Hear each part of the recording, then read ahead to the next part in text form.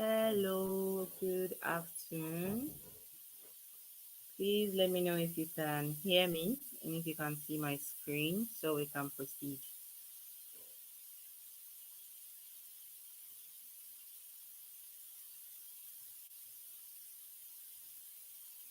Just comment that you can hear me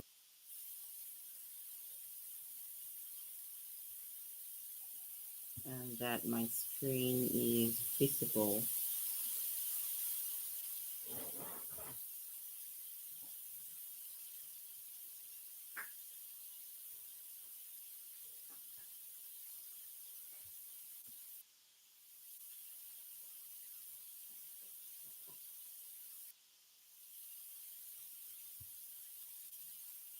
Okay, perfect. Perfect, perfect, perfect. Hi, Nick. Good afternoon. I hope you've had a wonderful week so far. Nice weekend as well. Sorry about your network. I think mine too is really not the best either, but we'll wing it, right? As usual, welcome to Bootcamp. Welcome to your second week. Our conversation over Friday on our accountability call was really amazing. Love the fact that we're making progress, and I hope that we continue with this momentum, right? So today we're going to be talking about another thing or something that support personnel need to know and need to have, which is conflict, clarity, and compassion. So we're going to be talking about, I know we talked about it briefly last week. We're going to be talking about it in detail today. Please let me know if there's like a background noise or if everything is clear and if I can go on. All right.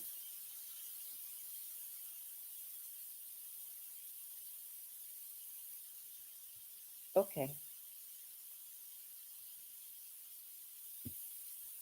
So,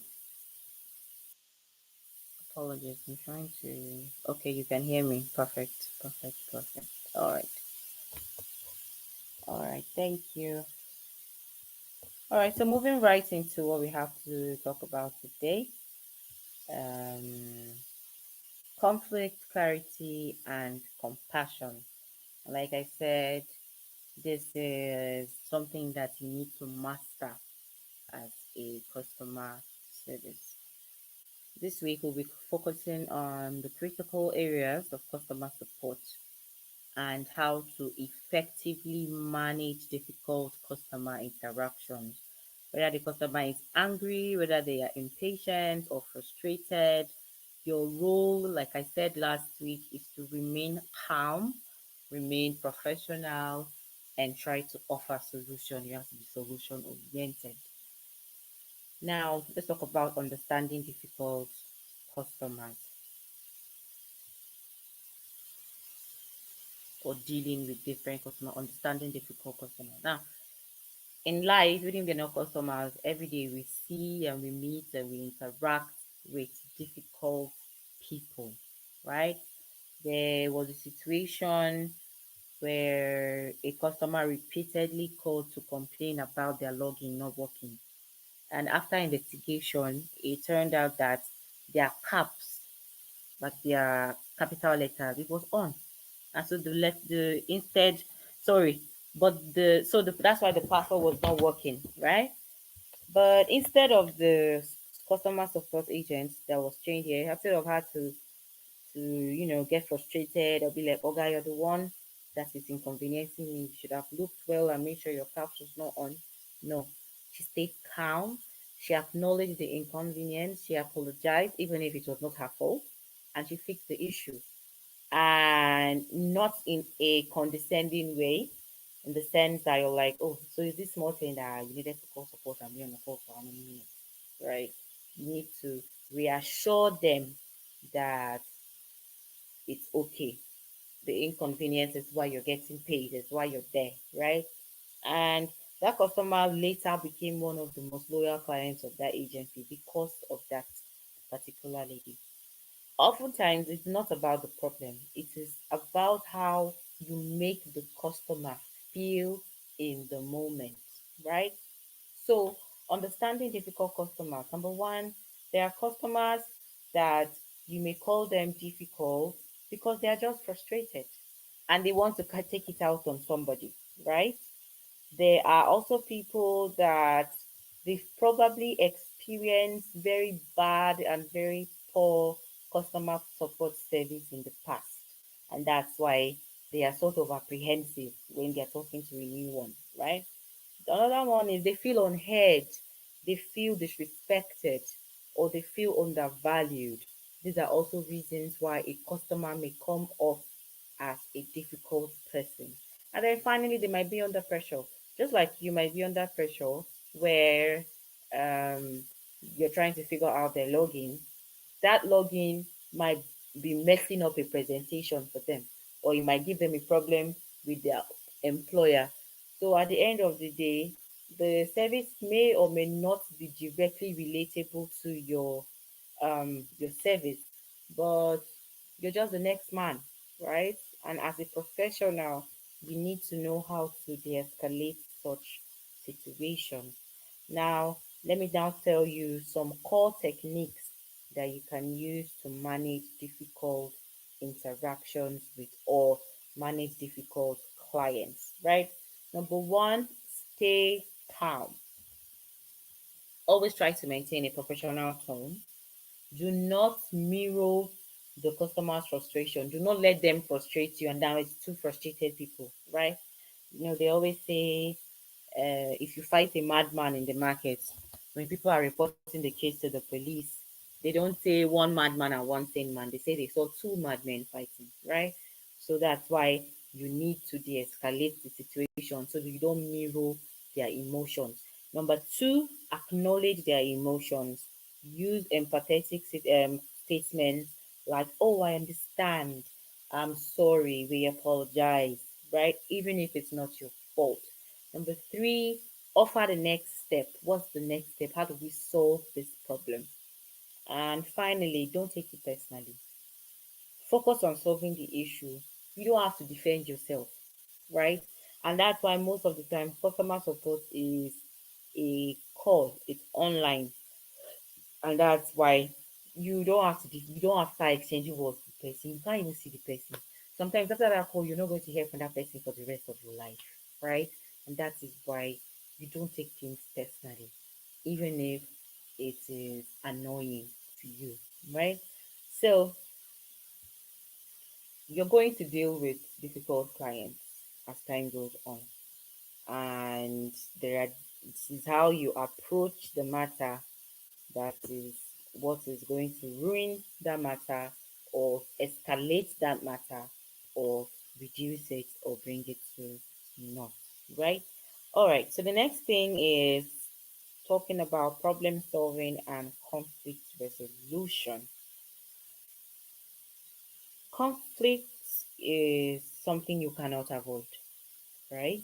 If you don't face conflict at home, you're going to face conflict in the office, you face it with family members, you face it with external friends, with your friends' friends, with a random Uber driver, you just at some point there's somebody that you will clash with, whether you like it or not, right? So in customer service, conflict resolution is basically solving problems calmly, right? And that is what sets you apart and also builds that long term trust with your clients, right? So, what does effective problem solving look like? First, number one is you ask clear and direct questions so that you can fully and properly understand the issue, right? You don't just assume, you ask questions, you verify, right? Number two, you listen beyond the surface complaints. Even if they sound angry, they sound irritated, your job there is to listen for the core problem, okay? Number three is provide the customer with options when possible instead of just giving them your own decision. So you say, "Oh, do you want to wait and let me work on it, or would you like us to call you back or send you an email, right? Or, instead of you to now tell them, just wait, I'll try and sort it out, with a tone, because the person called you and was not happy, and now you feel like, oh yes, it's my responsibility to have an attitude with this person. That is not professional. Okay. So, principles of conflict resolution: number one, remain neutral and objective. Number two, identify mutual interest or common ground. Now, this is sort of like when you have a bad situation and you're trying to make the best out of it, right? So the person is ranting, the person is not happy, is angry and all that, and you're trying to find a mutual interest.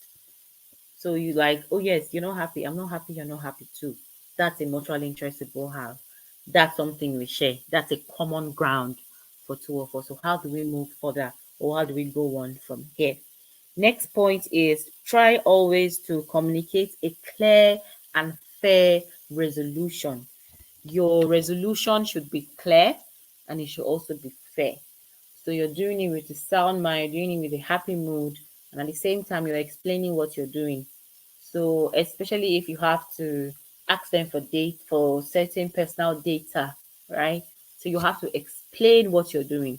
Okay, sir, you're going to give me your BVN so I can log into this account and check the issue for you. You cannot just say, oh, send me your BVN. You're not a thief, right? So you need to say, yes, send me your BVN, but you need to explain why you need that social security number. Then finally, always follow up to confirm satisfaction. In fact, it is when you have support scripts, they always say after a minute, you ask again, oh, are you satisfied? Is there something else you want or you need?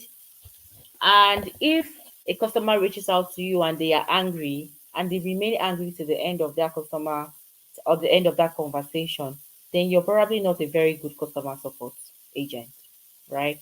So you need to calm them down, give them solution so that they are happy at the end of the call, and then you confirm satisfaction. You don't just hang up. Do you need something else? There's something else you'd like me to do?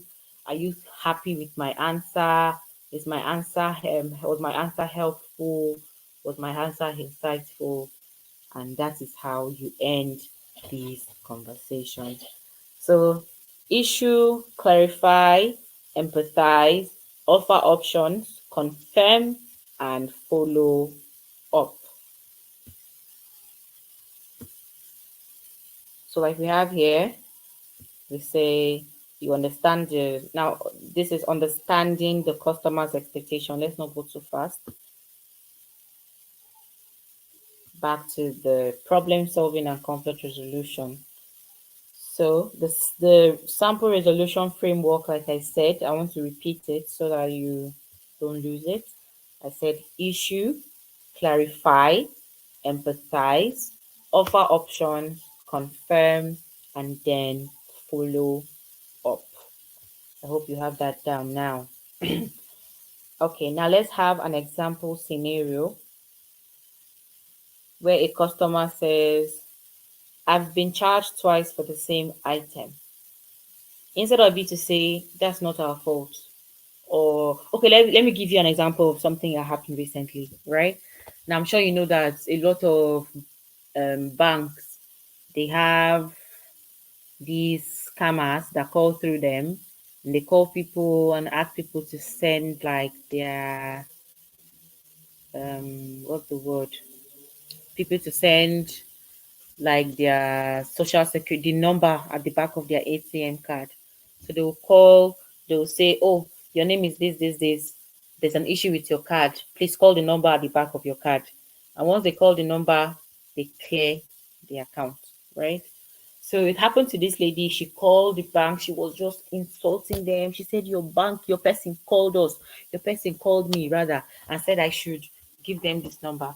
And then the girl, the customer support was like, sorry, ma, no bank staff, not even your account manager, will ask you to tell them the 3 digits at the back of their card, right?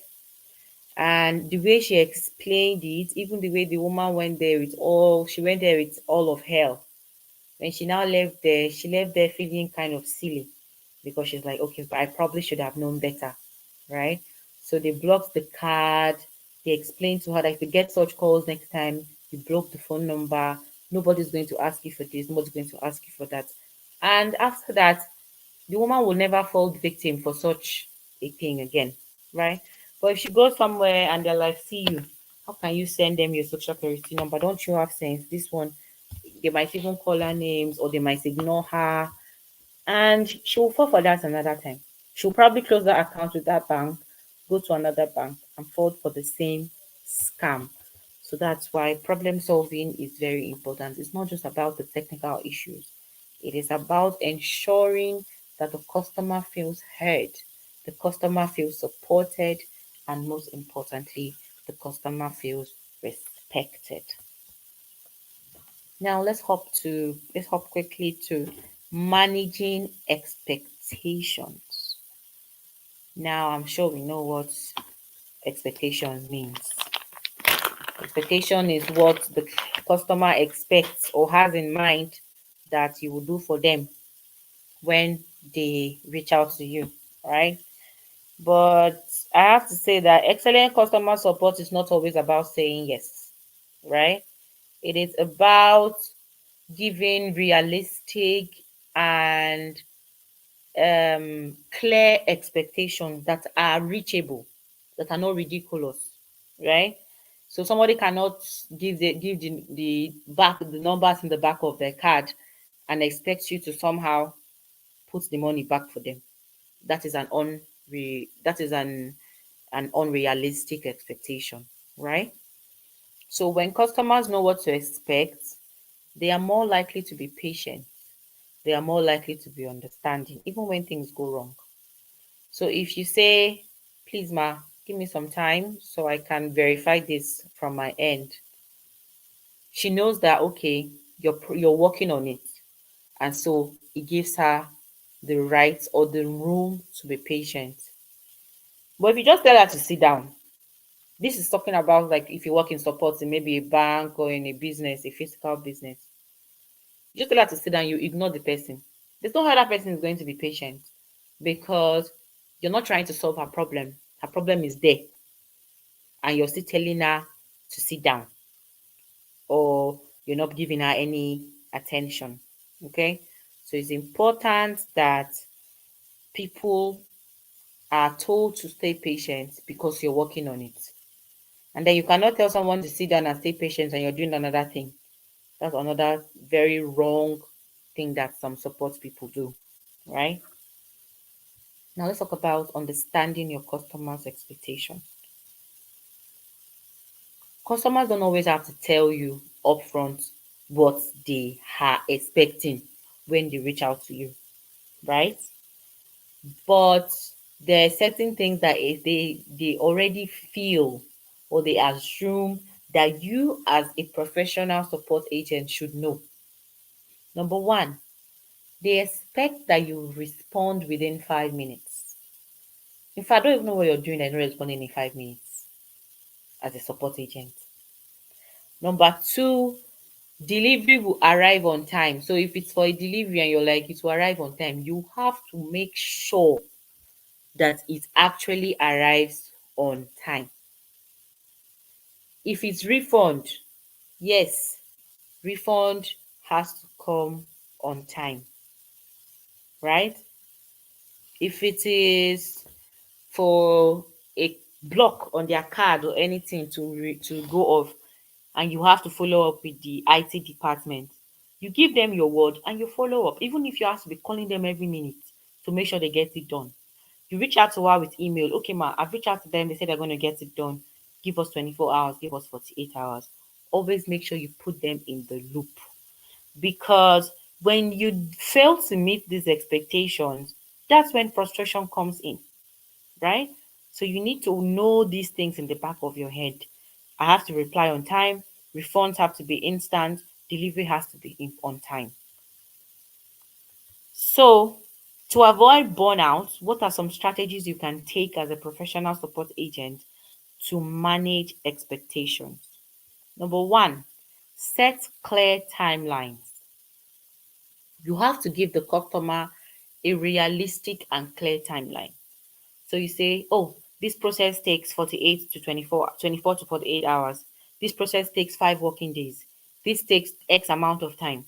That way, you and the person can be held accountable. The person, in the sense that if they come and disturb you before that time, they can be held accountable. And if you don't deliver within that time, you also can be held accountable. So it's always important to set clear timelines. Number two, provide updates before the customer asks. If you say you're going to reach out with emails, reach out with that email before the person has to reach out to you first or has to call again. Number three, if delay occurs, you have to let them know immediately. If IT department says they can't do this in 3 days, you have to reach out to her and tell her, sorry ma, this cannot be done in 3 days. We are sorry. Maybe you offer her a discount code, or you offer her an alternative that can get it fixed for her, or you offer her the compensation like the discount code I talked about, right? So instead of you to saying, oh, sorry, there's nothing we can do, you can say something like, oh, we're sorry, we are currently experiencing some delay, probably due to high demand or our internet or whatnot. Your order is very important and it will come, but just I'll keep you updated.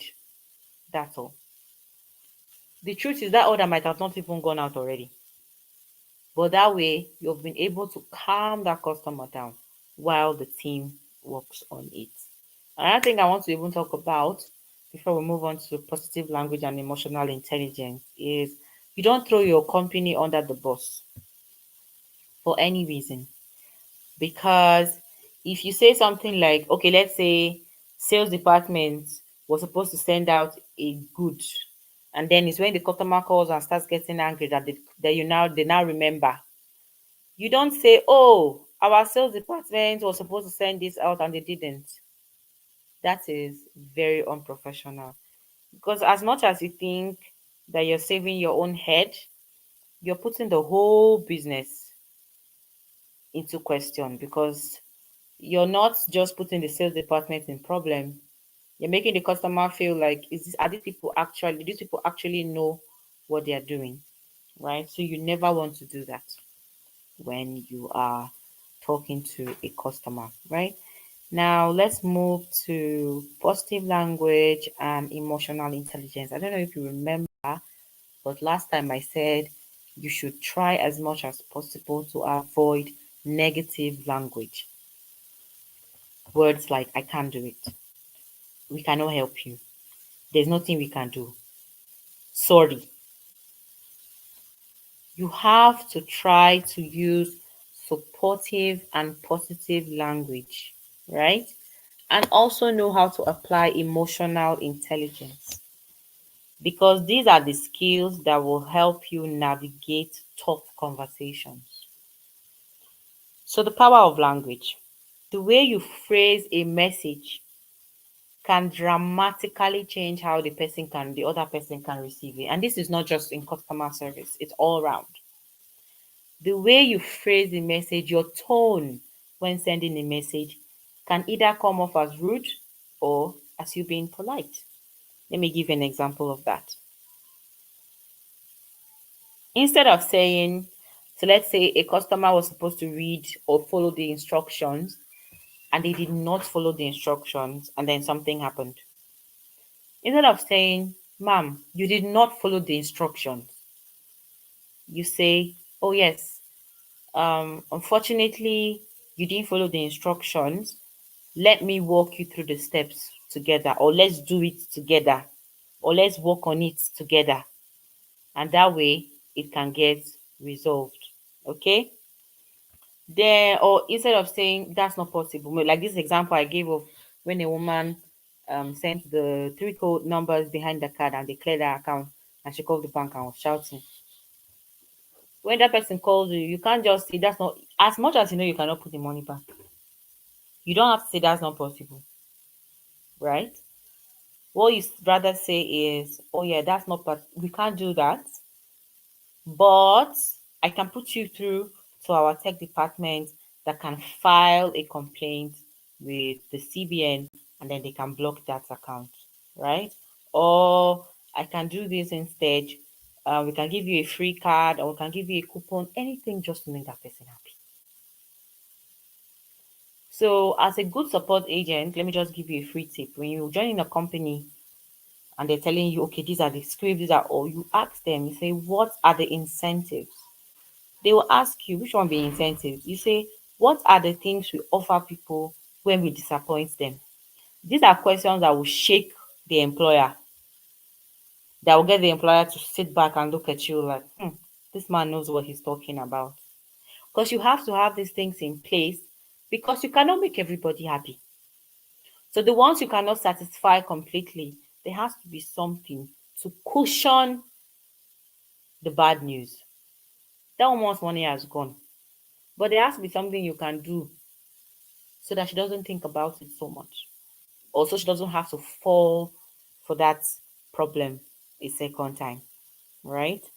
So that's why I say it's very important to have a positive tone, no matter how dire and how helpless this particular situation is.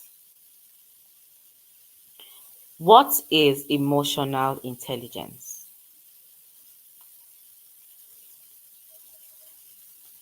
In our everyday life, we know what that is. In customer support, it is recognizing and understanding a customer's emotions, even if you cannot see them, right? Whether you're reading an email, you know the emotion of this person. Whether it's on a call or a chat, you know the emotion of that person. And so you know how to follow appropriately, right? So emotional intelligence is making sure you manage your own responses under pressure, because where you as the person, as human beings rather, we're not built to work well under pressure, right? So you're the one that has to intentionally train yourself to manage your emotions when you're under pressure. You have to try to respond calmly. You have to try to help, right? Instead of reacting or getting emotional or exchanging words. It's even better to go and rant to your partner about how somebody talks to you anyhow, and the person that talks to you does not know, because it is not your job to tell them, right? Your job is to make them happy. So always mirror calmness, always be composed, always have composure, always use validating statements. Even in our everyday life, when you validate somebody that's going through something, you tell them things like, I know how you feel, I understand how you feel. It makes them feel better. So, same thing with customer support. When you tell people things like, oh, that sounds very frustrating. I understand how you feel. I'm sorry you feel like that. I will do everything in my power to make this go away. You are validating how that person feels. You're validating their emotions, right? So you try to, like I said before, you try to end each interaction with an action step. You have to tell them what you're doing step by step. So you're like, okay, what I'm going to do now is I'm going to share my screen so you can see what I'm doing. I'm going to block the account. I'm going to block the card. I'm going to block the number. You let them know what you're doing next, right? So I think that is about it for today. Just like the VAs, I will send your assignment on the group. We still haven't gotten the assignments from last week, so please send your assignments from last week in and try to start working on your assignments for this week that will be sent to you in a bit, right? So this week, we'll talk about professionalism, how to talk, how to be composed, how to be demure under pressure, how to handle conflicts, how to communicate with clarity, and how to show compassion and also validate the emotions of your clients, right? So these are not just skills, these are habits that you have to hone and that you have to build to be able to be a great customer support. So continue practicing, continue refining, and showing up with emotional intelligence. And like we always say, if you have any questions, you have anything that you need clarity on, just drop a message on the group or send me a DM. Your assignment to be sent, like I said, and I think that's the end of today's class. Thank you for joining. I hope this class was impactful. I hope you're taking notes as well. And I will see you on Friday in our accountability call. Goodbye.